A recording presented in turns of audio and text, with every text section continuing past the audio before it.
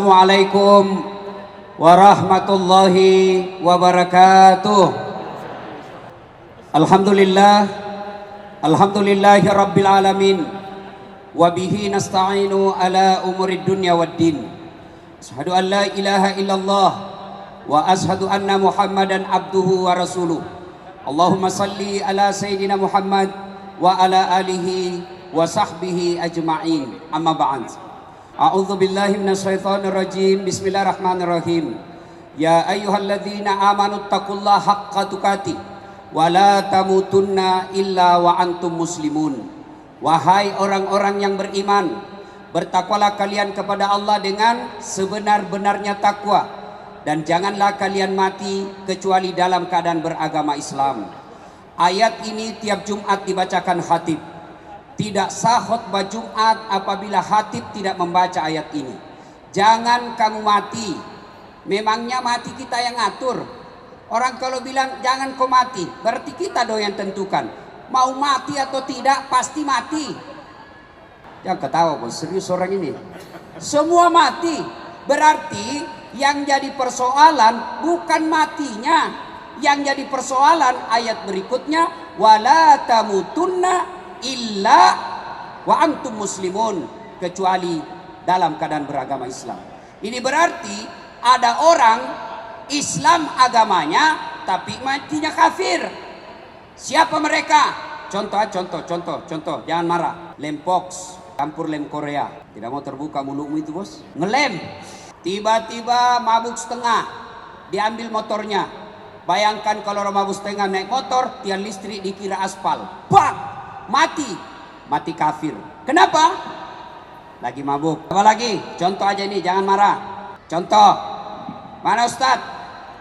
17 April yang lalu mereka yang menerima serangan fajar, mereka yang menerima duit-duit politik, matimu bisa mati dalam keadaan kafir. Kenapa? Ada barang haram di dalamnya. Makanya tiap Jumat diingatkan oleh Allah, jangan kamu mati kecuali dalam keadaan beragama Islam. Wahai orang-orang yang beriman, masuklah engkau ke dalam Islam secara sempurna, dan janganlah engkau ikuti langkah-langkah setan, karena sesungguhnya setan itu musuh yang nyata bagi kalian. Ada enggak setan di tengah-tengah kita? Ada? Ada enggak setan di tengah-tengah kita? Ada. Bukan pocong, bukan uka-uka. Tapi apa setan yang ada di tengah-tengah kita? Bentuknya handphone. Apa? Handphone. Orang sudah ceramah masih menggesek. Setan itu HP-mu bos. Simpan dulu. Nggak enak rasanya kita ceramah kok begini-begini. Kok nggak perhatikan kita? Simpan dulu itu HP-mu bos. Malah di Sulawesi saya ada lagi ceramah, tiba-tiba ada ibu-ibu di depan saya, diambil HP-nya. Dia belakangi saya. Dalam hatiku, barusannya ada orang saya ceramah, dia belakangi kak. Diambil HP-nya. Selfie. Astagfirullah. Lalu dia tulis di Facebooknya, latar belakang Dasat Latif. Saya bilang, kok kira saya background? Selesai saya ceramah, ini ibu kira-kira umurnya 55 tahun. Langsung dia bilang, Ustaz, boleh selfie? Boleh bu, karena jangan takut nanti kita dibilang Ustaz sombong. Boleh, padahal saya tidak suka sekali orang capek disuruh senyum. Selfie dulu Ustaz, selfie lah saya. Selesai selfie langsung dia bilang, Ustaz boleh cium? Apa kau cium saya? Haram. Dia bilang, enggak nafsu Ustaz, biar enggak nafsu, haram. Mau kasih mengamu istriku di rumah. Coba kau masih muda. Bapak, saudara-saudara sekalian, adik-adik pemuda hijrah yang insya Allah dimuliakan oleh Allah Subhanahu wa Ta'ala. Allah kabulkan segala permohonanmu. Nah, supaya cepat doa diijabah Allah, maka saya akan sampaikan sebuah kisah yang pernah dituturkan oleh Abdullah bin Umar, yang tak lain adalah anaknya Umar bin Khattab. Bersama Rasulullah, Abdullah bin Umar pernah bercerita. Ini bisa kita lihat dalam kitab hadis Bukhari, nomor urut hadis 119. Bercerita Rasulullah, di suatu kesempatan terjadi perjalanan 3 orang pemuda. 3 orang pemuda jalan. Karena tiba waktu malam, mereka akhirnya nginap di dalam gua. Dalam gua, begitu mereka tidur, tiba-tiba terjadi gempa. Goyang permukaan bumi, tertutup pintu gua. Mereka bangun, ternyata tertutup pintu gua. Akhirnya 3 orang ini berkata, mati nih kita. Ayo tolong. Mereka berinisiatif, dorong pintunya. Didorong itu batu, 1, 2, 3, dorong. Tidak bergerak. dorong lagi, kerahkan semua tenagamu, dorong, tidak bisa bergerak. Tidak ada dalam hadis, tidak ada. Ini Ustaz Dasat yang ngomong, gayanya Ustaz dari Makassar. Begitu dia dorong tidak bisa terbuka, akhirnya berkata yang paling senior, tidak ada pilihan lain, kita sudah berusaha, kita sudah berikhtiar, sekarang kita minta pertolongan kepada Allah. Ayo, maju orang pertama berdoa, ya Allah, saya pernah mengurusi ibuku, saya pedagang di pasar, saya sengaja jalan kaki berkilo-kilometer kembali ke rumah di siang hari. Untuk apa? Menyuapi ibuku. Lalu setelah saya tuntun sholat, setelah saya tuntun makan siang, lalu saya bina dan bimbing untuk sholat duhur. Selesai itu saya balik lagi ke pasar. Tiap hari kulakukan itu bertahun-tahun. Ya Allah, jika mengurus orang tuaku, mengurus ibuku yang sakit adalah kebaikan di sisimu, maka aku mohon kepadamu, balaslah kebaikanku ya Allah dengan mengabulkan doaku. Bismillahirrahmanirrahim. Dia dorong pintu gua, gerak, tapi sayang belum bisa dilewati. Kenapa? Sedikit saja yang bergerak. Maju orang kedua, ya Allah, saya pernah mencintai seorang perempuan, aku sangat cinta sama dia, ingin sekali rasanya aku tidur bersama dia. Dan suatu ketika dia datang kepadaku, Tuan, tolong bantu saya. Dalam hatinya nak mudah, kesempatan. Boleh Ji, ku bantu kau, tapi temani kau tidur satu malam. Bagaimana caranya? Kau bukan suamiku. Terserah, mau kau ditemani saya bantu ya, temani kau tidur. Karena perempuan ini butuh bantuan, akhirnya terima tantangan itu. Di tempat yang mereka telah sepakati, waktu yang mereka telah tentukan, mereka ketemu. Perempuan ini akhirnya telanjang bulat. Saya tidak tahu kenapa perempuan kalau tidak pakaian disebut telanjang bulat. Kenapa tidak disebut telanjang segitiga? Jangan kau tanya saya juga tidak tahu jawabannya. Ya, telanjang bulat. Begitu ini laki-laki mau lompat, tiba-tiba dia melihat rambu lalu lintas, huruf P silang warna merah, dilarang parkir. Maka cewek kalau datang cowokmu malam-malam, tulis kau dilarang parkir. Begitu dia mau berzina, dia takut kepada Allah, dia tinggalkan itu perempuan. Lalu perempuan berkata, bagaimana bantuan? Saya tetap bantu kamu. Tidak saya pinjamkan, saya kasih kau, saya tolong kau. Ya Allah, jika saya menghindari maksiat, saya tidak lakukan zina padahal sudah ada di depan mata saya. Saya tidak lakukan karena saya takut kepadamu. Adalah kebaikan di sisimu, maka tolong kabulkan doaku. Ya Allah, buka pintu gua ini. Dia dorong pintu gua, bismillahirrahmanirrahim, bergerak, tapi belum bisa dilewati. Maju orang ketiga. Ya Allah, saya pernah punya pegawai. Ketika dia mau terima gaji, dia pergi merantau. Aku simpan gajinya. Aku belikan kambing perempuan, kambing betina, hamil, tidak ada suaminya. Kambing hamil, tidak ada suaminya. Kambing yang ketawa, namanya juga kambing. Masa ada kambing akad nikah? Mengundang dengan hormat akad nikah, kambing betina yang jadi saksi. Masa kambing akad nikah? Tidak mungkin lah. Nah, tapi sekarang banyak juga cewek mau saingan sama kambing, hamil dari suaminya. Nah, ya Allah, aku belikan 1 ekor kambing, beranak pinak jadi ratusan ekor. Ketika jumlahnya ratusan ekor, maka datanglah pegawaiku. Dia minta gajinya. Tuan, mana gajiku? Itu kambing yang ada di lapangan ratusan ekor. Maksudnya Tuan, ambil itu. Maksudnya apa? Itu gajimu. Saya ambilkan 1 kambing beranak pinak dan semua itu kau punya. Dia ambil semua ini kambing, semuanya diambil, tidak satu pun dia sisa. Ini juga tidak tahu berterima kasih. Sisa kayak 1 ekor, diambil semua. Lalu dia ingat kebaikannya. Ya Allah, jika memelihara amanah adalah kebaikan di sisimu, maka tolong kabulkan doaku ya Allah. Buka pintu ini. Mereka dorong, bismillahirrahmanirrahim. Alhamdulillah terbuka. Alhamdulillah lagi, mereka sudah bisa keluar. Mereka sujud syukur. Setelah itu mereka lanjutkan perjalanan. Nah, ini kisah pernah dikisahkan oleh Rasulullah. Sekarang apa hikmah dari kisah ini? 1, ternyata tidak ada manusia yang tidak ada masalahnya. Saya ulang, hikmah pertama dari kisah ini, tidak satupun manusia yang tidak ada masalahnya. Ini muka-muka penuh masalah saya lihat ini semua. Ayo, ada yang berani tunjukkan siapa yang ada masalahnya? Saya kasih hadiah bos. Ayo, angkat tangan, siapa yang punya masalah? Mana? Apa masalahnya Bu? Masalah rumah tangga, satu. Apa lagi? Ini hadiahnya Bu, hadiahnya Bu. Sini Bu, ambil hadiah. Hadiah, ayo Bu. Ayo Bu, hadiah, hadiah. Cepat ya Bu. Ayo Bu. Ayo. Lain rasanya uang ustadz dengan uang artis. Ayo bos. Siapa lagi? Ini cewek. Apa masalahmu cewek? Hah? Kerjaan. Kenapa kerjaannya? Oh cantik betul ini Ahwat. Saya kira masalahnya mau menikah. Ini. Ambil ini deh. Ambil ini berkah ini. Berkah Ramadan. Yuk. Ayo. Ya. Siapa lagi cowok? Siapa lagi ada masalahnya? Ayo cowok. Apa masalahmu? Ayo. Apa masalahmu? Hah? Mau dapat jodoh? Ini uang modal pertama. Cepat. Ini masalahmu. Ayo. Yuk. Cepat. Waktu terbatas. Saya Ustaz, Ustadz Irfan Hakim, apa masalahnya? Anak saya sudah banyak, istri cuma satu. Oh, ini namanya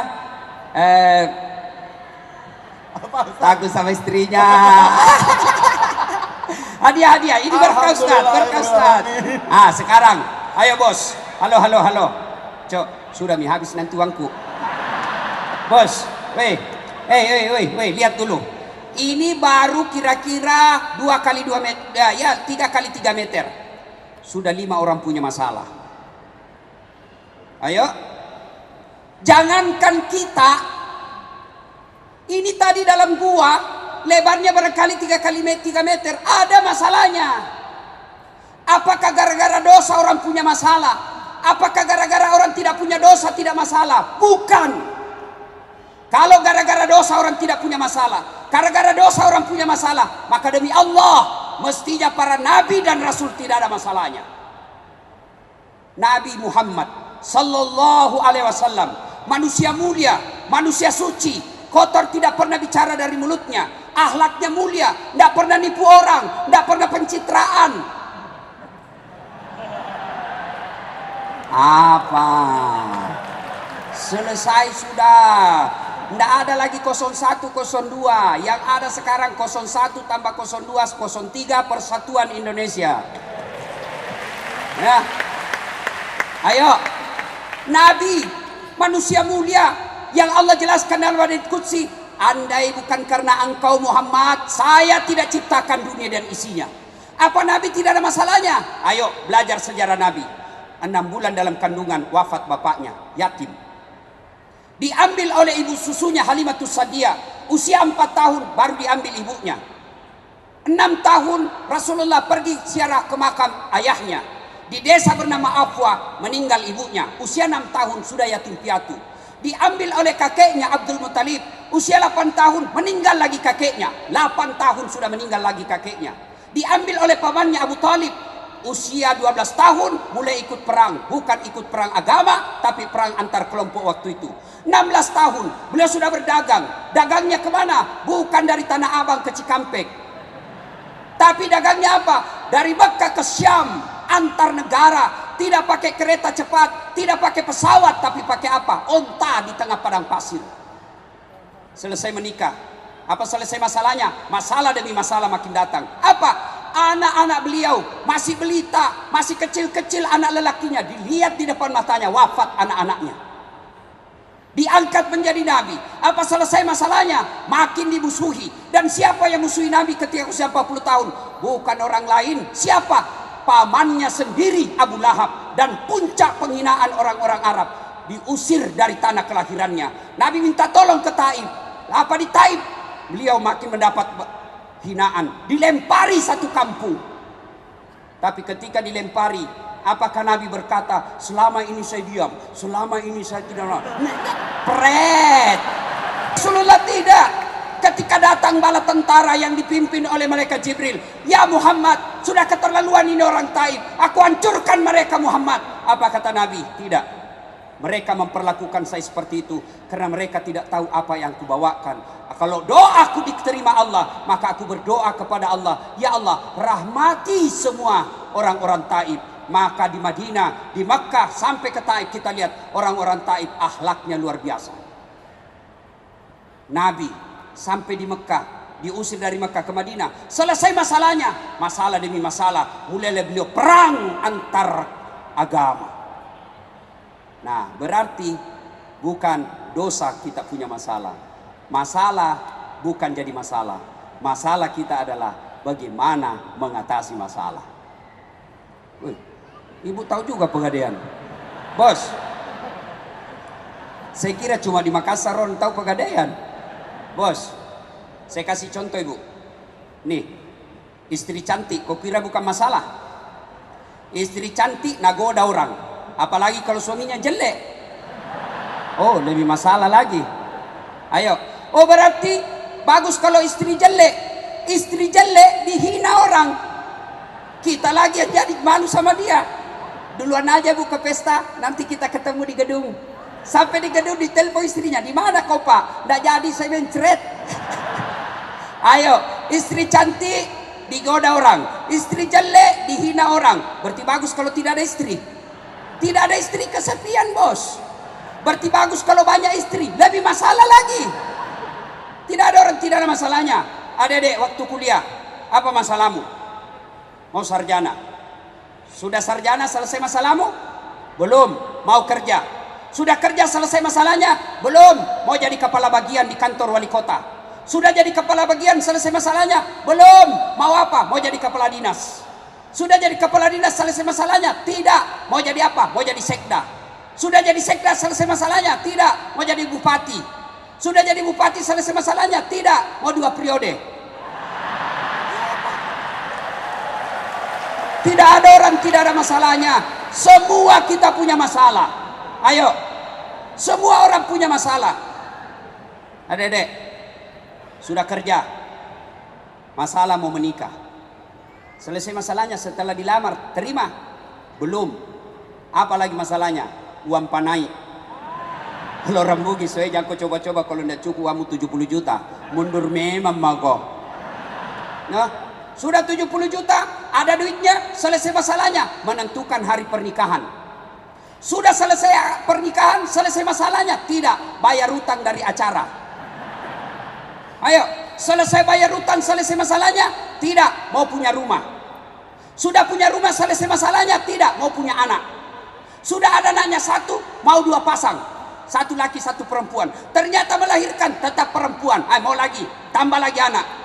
Sudah punya kerja, punya mobil, punya rumah, punya anak. Selesai masalahnya? Tidak, langsung jelek lagi dilihat istrinya.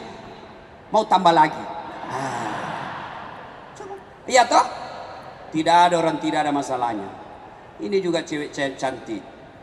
Apa masalahnya? Mau dapat suami yang jadi imam. Tapi banyak cewek sekarang tidak masuk akal update status. Coba deh, sedikit-sedikit shopping di Mall Indonesia. Sedikit lagi nonton XX1. 10 menit kemudian OTW kereta tak ada hambatan. Begitu mau tidur update status, semoga dapat suami yang bisa jadi imam dalam hidupku. Pret. Gimana kau dapat? Nah, kau selalu di mall. Kalau kau mau dapat imam, kajian Al-Hijrah. Itu kau dapat kau imam. Tapi yang hijrah ini Ustaz tidak cakep. Biar tidak cakep, yang penting imannya dong. Yang gagal itu yang tukang tipu biasa. Kenapa? Karena gampang dapat cewek. Coba kalau yang jelek, pacarnya cakep, oh dia pelihara baik-baik gitu. Kenapa? Dia bilang belum tentu saya dapat lebih hebat dari ini nanti. Nah sudah, hikmah, tidak ada orang tidak ada masalah. Maka belajar dari kisah tadi, begitu ada masalahmu, takarruf ilallah, dekatkan diri kepada Allah. Bagaimana caranya? Yuk berdoa. Ada masalah, berdoa. Mahasiswaku di UNAS bilang, alhamdulillah Ustaz, saya selalu berdoa. Oh iya, memang bebas.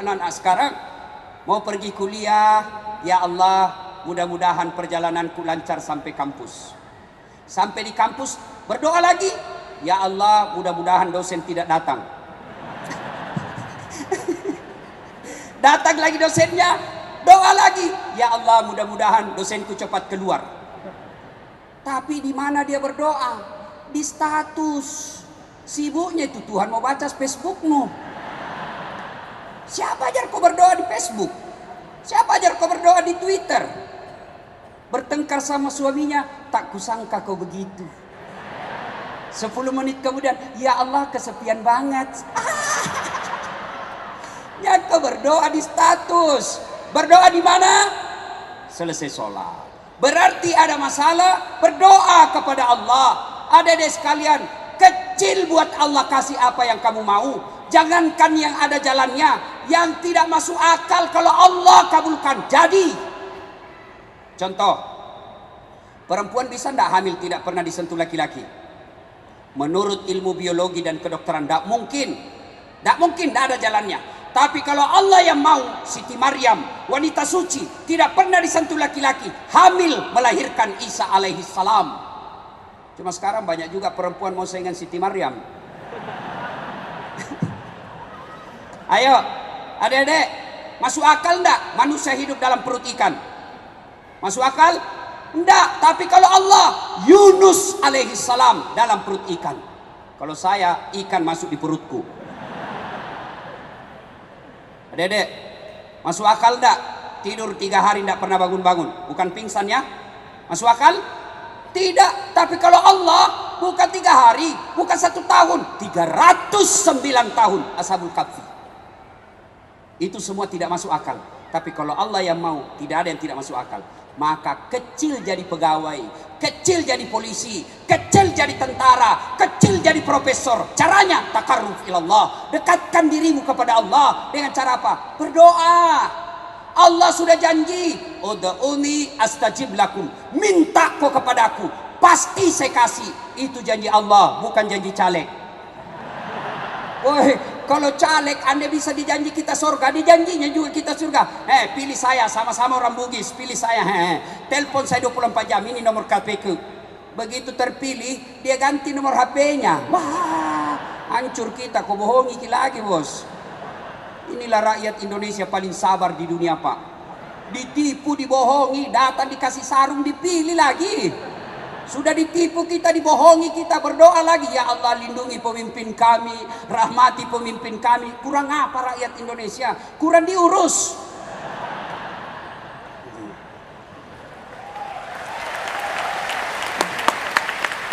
Bapak, saudara-saudara sekalian, jadi ada masalah, berdoa. Ustadz, saya sudah berdoa 30 malam Ramadan, selalu saya berdoa. Kok yang saya minta tidak dikasih Allah?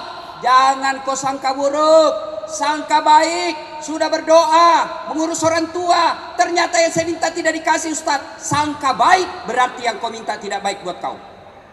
Contoh, tamat SMA saya daftar tentara, mau jadi akabri penerbang. Begitu tes fisik tidak lulus. Kenapa? Ceper. Udah cukup tinggi. Saya protes kepada Allah waktu itu. Ya Allah, kenapa kau lahirkan saya dalam keadaan pendek? Kau tidak rugi jadi tuan kalau saya jadi tentara? Ternyata temanku lulus polisi. Dia sekarang reserse di Sulawesi Barat, Mamuju, pakai bunga-bunga satu di sini. Reserse dia pakai baret merah. Saya lulus jadi ustadz pakai baret putih. Tapi alhamdulillah, dengan baret putih yang saya pakai, mulai baret hitam sampai baret merah, ku caramai kau semua. Hai bos, Allah kasih yang terbaik. Sudah datang melamar baik-baik, sudah kita kasih ini dan lain-lain, ternyata orang tuanya tidak senang. Sudah, berarti itu bukan terbaik buat kita. Jangan pernah sangka buruk. Sudah gagal jadi tentara, saya daftar fakultas kedokteran. Saya sholat tahajud 40 malam berturut-turut. Saya nasar puasa 7 hari. Ibu bapak saya doakan saya. Saya ikut bimbingan tes. Begitu pengumuman, cari namaku sampai habis tidak ada. Malah saya lulus di Sospol, Fakultas Sosial Politik, jurusan Ilmu Komunikasi. Saya tahu jawabannya. Saya pulang kuliah di kampus Unhas, terjadi tabrakan Jalan Perintis Kemerdekaan. Berceceran darah di aspal. Saya turun tolong dia. Dia yang tabrakan, saya yang pingsan. Ternyata saya tidak bisa lihat darah. Sampai sekarang kalau lihat itu, kasihan itu yang anak-anak dipukuli sampai meninggal, yang kejadian kemarin, waduh, saya kayak mual mau langsung pingsan. Seolah-olah Allah ingin berkata kepada saya, Das'at, bagaimana kau mau jadi dokter? Kau tidak bisa lihat darah bos. Saya telepon temanku yang jadi dokter, dia tugas di Kepulauan Aru, 2 tahun atau 3 tahun yang lalu saya telepon, Dok, pulang kau lebaran ke Makassar? Tidak. Rugi-rugimu itu jauh-jauh cari uang, kau tidak lebaran sama orang tuamu. Mahal tiket Ustaz, 25 juta tiket. Dalam hatiku, alhamdulillah saya jadi Ustaz. Tidak pernah pusing soal tiket. Dibelikan bos. Apa? Subhanallah, hebatnya lagi, pergi tidak bawa uang, pulang bawa uang. Sangka baik, berdoa saja. Apa yang kau minta tidak dikasih Allah, jangan sangka buruk. Tuh, yang ketiga, hikmah dari kisah ini. Ternyata ada 3 hal yang membuat doamu cepat diijabah Allah. Sampainya jalur tol, cepat sampai.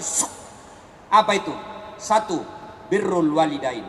Berbuat baiklah kepada kedua orang tuamu. Sayang 1000 sayang. Anak-anak sekarang lebih sopan kepada pacarnya daripada bapaknya. Bapaknya nasihati, nak, janganlah kau keluar malam-malam, tidak bagus. Itu kan dulu, bapak ini kolot. Sekalinya cowoknya, terserah abang aja deh. Aku sih ngikut aja apa kata abang, pret dongo. Beleng-beleng. Bos, coba lihat anak-anak sekarang. Kalau dia jabat tangan sama cowoknya, sama bapaknya dia nggak cium tangan, seleding ji. Bagaimana ya? Begitu kan cium tangan. Saya kalau jabat tangan ibu saya pegang dengan 2 tangan, saya cium pundak sini, baru bawanya 2 kali.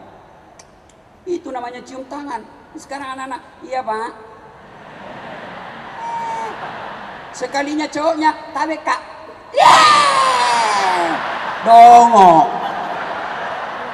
Dia ketawa, serius orang ini bos. Selama kau tidak muliakan orang tuamu, jangan harap. Saya sering ditanya orang, ini motivasi buat adik-adik, bukan takabur ya. Wallahi bukan takabur. Saya kalau nama lengkap saya kan Doktor, Das Atlatif, SOS, SAG, MSI, PSD. Doktor saya ada 2 bos. 1 dokter dalam negeri, 1 dokter luar negeri. 1 dokter bidang hukum, 1 dokter bidang komunikasi politik. Bersamaan waktunya, beda negara, tidak masuk akal. Apa orang bilang, bagaimana caranya Ustadz? Muliakan orang tuamu bos. Kalau kau mau ujian, telepon orang tuamu, minta didoakan. Aman, kecil jadi dokter, kecil. Maka muliakan orang tua. Adik-adik sekalian, kalau mau kau pergi kuliah, mau sekolah, minta doa orang tua, cium tangannya, kalau perlu cium kakinya. Umar bin Khattab pernah bertanya, ya Rasulullah, saya tahu tidak mungkin saya bisa melihat wajahnya Allah di dunia, tapi saya tahu bagaimana caranya supaya Allah tersenyum kepada aku. Maka Nabi menjawab, buat ibu bapakmu tersenyum, maka Allah pasti tersenyum kepadamu. Maka ada 3 golongan orang yang tidak diterima ibadah Ramadannya di bulan suci Ramadan. 1, anak yang durhaka kepada orang tuanya. Bos, dedek, cewek, woi, mau kau lihat buktinya, lebih kau santun sama cowokmu daripada bapakmu? Mau lihat bukti? Coba periksa wallpapermu. Siapa foto di situ? Fotonya bapakmu. Saya ujian mahasiswaku di Unhas toh, ujian final test, tidak boleh pegang HP, nanti kau kerjasama melalui WhatsApp, simpan sudut kanan meja. Saya jalan dah keliling-keliling. Wih, ada HP, cakep betul cowoknya. Dek, gagahnya cowokmu putih bersih. Dia bilang, Ustaz enggak gaul. Siapa ini dek? Lee Min Ho. Siapa Lee Min Ho? Artis Korea Ustaz. Oh, artis ini. Nah kenal kau dek? Tidak. Pernah kau na miss call? Tidak. Pernah kau na kirimi pulsa? Tidak. Dongo. Ganti itu. Apa ini tuh artis kau simpan di situ? Nah kenal kau? Ganti itu. Pasang fotonya bapakmu. Tunggu dulu Ustaz. Ustaz, sudah terhapus Ustaz. Jago ketawa. Dek, saya tidak masuk akal kalau ada perempuan kurang ajar sama orang tuanya. Karena kalian akan menjadi orang tua yang sangat menderita. Kalau ada, Nabi kan pernah ditanya, ya Rasulullah, setelah Allah dan Rasulnya siapa yang saya taati? Ibumu. Setelah itu ibumu. Setelah itu ibumu. Setelah itu bapakmu. Kenapa? Karena ada kesusahan perempuan yang tidak pernah dirasakan laki-laki. Apa itu? 1, mengandung. Hamil. Ibu, pernah merasakan hamil? Paling setengah mati itu ibu-ibu hamil. 9 bulan tidak pernah tengkurap. Masa ada orang yang habis tengkurap? Tak mungkin bos. Paling gayanya gaya pasrah. Jalan, keluar sudah Ustaz. Sedikit aja. Ya, yang kedua, apa? Melahirkan. Ada enggak perempuan melahirkan senyum? Ayo, Saudara Irfan, mantan-mantan dia selebriti, artis, dirinya cantik. Apa ndak menderita kalau melahirkan? Mantan-mantan dia kaya, artis, melahirkan keluar kona. Enggak. Enggak, Pak. Kita laki-laki paling menderita kalau ngidam. Sampai ada yang minta, Ustadz, apa doanya supaya berhenti ngidam? Saya bilang, ngidam apa istrimu, Pak? Dia bilang, nanti dia bisa tidur kalau dia lihat saya di atas lemari. Berhenti kok. Makasih bodoh-bodoh kok itu. Jadi kalau istrinya mau tidur jam 9, setengah 9 sudah naik di lemari WhatsApp. Berhenti kau. Ya juga keterlaluan ibu. Yang ketiga, penderitaan seorang perempuan yang tidak pernah dirasakan laki-laki. Apa itu? Menyusui. Maka adik-adik sekalian, tidak perlu kau kursus kiri kanan kalau mau hidup baik. Tidak perlu kursus bahasa Inggris. Muliakan saja orang tuamu. Ada orang dari kecil bahasa Inggris terus dia dulu. Memangnya kalau kau berdoa meninggal mamamu kau bahasa Inggris? Oh my God, please help me my mother lah. Tidak, paling kau bahasa Bugis juga. Ku anta tuluk kak kesi. Ayo, ya, birrul walidain, muliakan orang tua. Ada yang curhat sama saya, terutama yang curhat di Instagram. Dia maki-maki bapaknya, langsung saya tegur. Jangan kau maki-maki bapakmu di ruang publik. Kau DM ke saya, jangan kau kasih baca semua orang. Orang tuaku tidak pernah ngurus saya, Ustaz. Kakek dan nenekku yang besarkan saya. Sekarang saya sudah kerja, baik penghasilan saya. Datang ibu bapakku ke rumah. Saya tidak tega orang tua saya karena dia tidak urus saya. Tidak ada artinya semua kerjaanmu ditambing darah dan dagingnya bapakmu yang mengalir di badanmu. Berhenti kau bicara kotor.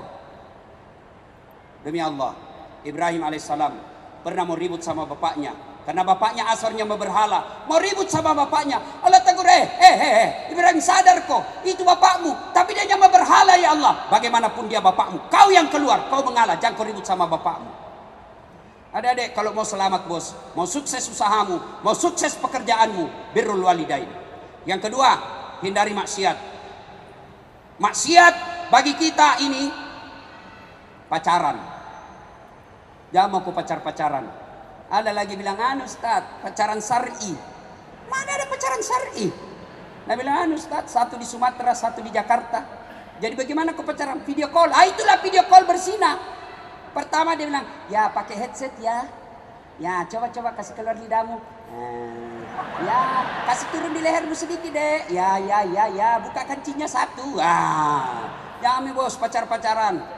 Saya istri saya ketemu ibunya dalam pengajian. Hari Ahad saya ketemu, Jumat saya lamar. Dia bilang istrinya, mamanya, lihat dulu fotonya Ustaz. Tidak perlu. Lihat dulu paling tidak fotonya. Tidak perlu. Nanti Ustaz tidak suka. Tidak, karena saya lihat fotonya bapaknya gagah, mamanya cantik. Tidak mungkin jauh-jauh dari sini. Pepatah mengatakan buah jatuh tidak jauh dari pohonnya, kecuali yang dibawa kelelawar. Jauh itu. Alhamdulillah, tidak pernah kenalan, tidak pernah ta'arufan, tidak pernah lihat fotonya. Tapi begitu ketemu, Masya Allah, wanita tercantik di dunia. Hafal Quran lagi. Ikut pacaran, adindaku sayang. Gunung kan kudaki, lautan ku seberangi, masjid kau lewati. Sudahlah, itu pacaran membuat pintu masuknya mesum. Tinggalkan, tidak usah. Saya sudah hijrah Ustaz. Oh hati-hati pemuda hijrah. Apa kau pikir setelah kau hijrah setan membuat kau tenang? Tidak, setan makin menggodamu. Ingat kisahnya Ibrahim AS. Ketika dia mau sembelih anaknya, datang setan. Ibrahim, jangan kau potong bapak anakmu. Keterlaluan kau. Ibrahim ambil batu, lempar, pergi kau. Bah! Lari setan. Apa dia tidak kembali? Dilempar, sampai Bekasi, balik lagi. Digodanya istrinya lagi digoda. Hajar, kau tahu enggak mau dibawa kemana itu anakmu? Mau dibawa rekreasi. Bodoh kau Hajar, dia mau potong itu anaknya. Jangan sembarang, mana ada orang tua potong anaknya. Katanya perintah Tuhannya. Apa kata Siti Hajar? Kalau ini perintah Tuhannya, jangankan anakku, saya pun siap dia potong. Dia ambil batu Ishafia, pergi kau, lempar lagi. Kena kepalanya, sampai di Cilincing, balik lagi. Tempah. Gagal suami, gagal istri, dia datang ke anaknya. Il. Apa mas bro? Kau tahu mau dibawa kemana kau bapakmu? Saya tahu, saya mau dipotong. Dongo. Masa mau kau dipoto? Jangan banyak bicara di situ. Lempar, kena matanya. Itulah simbol melempar 3 jumroh ketika kita haji. 3 kali. Kenapa? Setan tidak pernah berhenti sebelum kalian berhasil digodanya. Ketika kalian hijrah, setan makin datang. Dan pintu masuknya bagi mereka yang hijrah, sombong. Meremehkan orang yang belum hijrah. Merasalah dia paling benar. Baru belajar Islam 2 minggu, itu pun melalui YouTube, Instagram. Baru 2 menit habis kuotanya.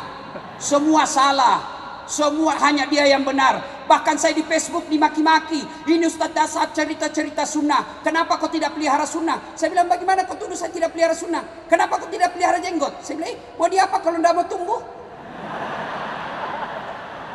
Gara-gara jenggot dia ribut sama saya. Jangan. Pemuda hijrah, pintu masuknya itu kesombongan. Adik-adik sekalian, saya senang betul melihat kalian semua. Hijrah itu tidak sekedar memakai kata akhi. Hijrah itu tidak sekedar afwan.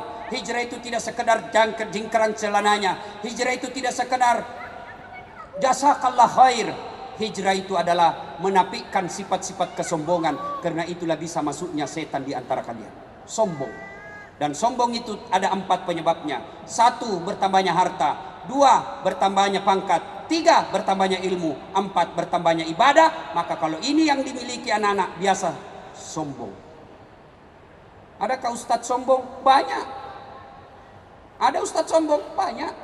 Di SMS tidak dibalas, di WhatsApp tidak dibalas. Kalau saya, insya Allah saya balas, Pak. Meskipun kadang-kala 2 minggu baru.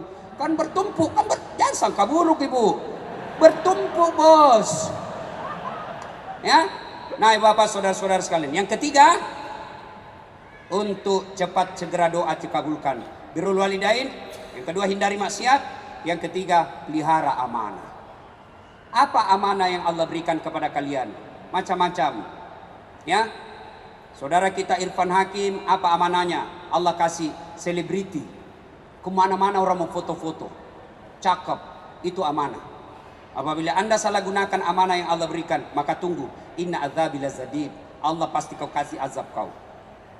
Apa amanah adik-adik yang cerdas? Ilmunya hebat. Itu amanah dari Allah. Manfaatkan untuk agama. Adik-adik ahwat yang cantik-cantik, itu amanah dari Allah. Wajahmu yang cantik, suaramu yang merdu, itu amanah dari Allah. Jangan kau manfaatkan suaramu untuk menggoda laki-laki. Ditelepon, Assalamualaikum. Waalaikumsalam. Bagaimana laki-laki tidak bernafsu? Di mana, Dek? Di rumah aja. Coba kalau kau jawab, Waalaikumsalam. Di mana? Di rumah. Ada apa tanya-tanya? Nah, berhenti itu bernafsu sama kau. Ya. Nah, saudara-saudara sekalian, dan pada akhirnya 3 hal ini Anda lakukan. Ada masalah, maka lakukan. Berbuat baik sama orang tua, hindari maksiat, jalankan amanah dengan sebaik-baiknya, maka Allah janjikan, ud'uni astajib lakum. Berdoa kau kepadaku, pasti saya kabulkan. Saya sengaja dengan khas ceramah dengan bahasa dari Sulawesi Selatan, bahwa menunjukkan inilah Bhinneka Tunggal Ika. Ada dari Sunda, dari AA, ada dari Jawa mungkin, dan lain-lain. Ada juga dari Sulawesi Selatan. Ini ya, inilah khasana Indonesia. Berbeda-beda model kita, tapi tetap satu. Terima kasih. Assalamualaikum warahmatullahi wabarakatuh.